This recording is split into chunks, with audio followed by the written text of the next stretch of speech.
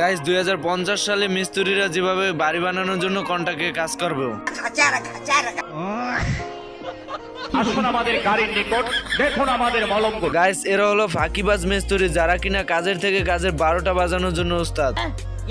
এরপর এদেরকে দেখুন, একজনে মাটি ঘুরছে আর একজন মাটি দিয়ে ঢেকে ফেলছে। এটা হলো ডিজিটাল মেশিন, যার ভিতরে বালু সিমেন্ট দিতে অটোমেটিক মিক্সচার করে ফেলে। এরপর ছোট বড় সবাই মিলে কাজ করতে থাকে।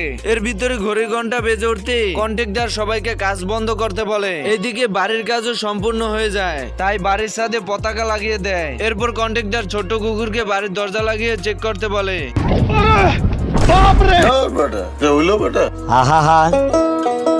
আমি পারি না, আর পারি না। এই শহরের ইঁদুরটি চলে আসে তার গ্রামের বন্ধুর কাছে, গ্রামের খামার ঘুরে দেখার জন্য।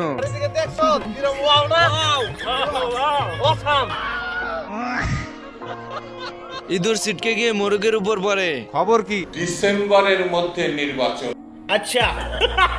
এরপর ইঁদুর তার বন্ধুকে বাঁচানোর জন্য মুরগির দিকে ডিম ছুঁড়ে মারে।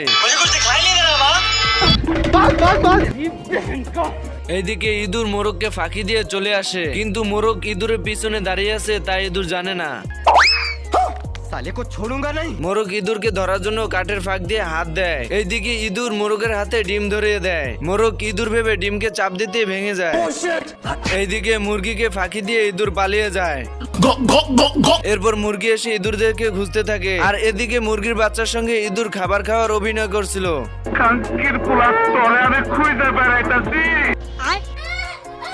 বন্ধুরা, ভিডিওটি ভালো লাগলে লাইক শেয়ার করে দিও, আর পার্ট 2 দেখতে চাইলে অবশ্যই কমেন্ট বক্সে জানাবে। मैं नहीं बताऊंगा।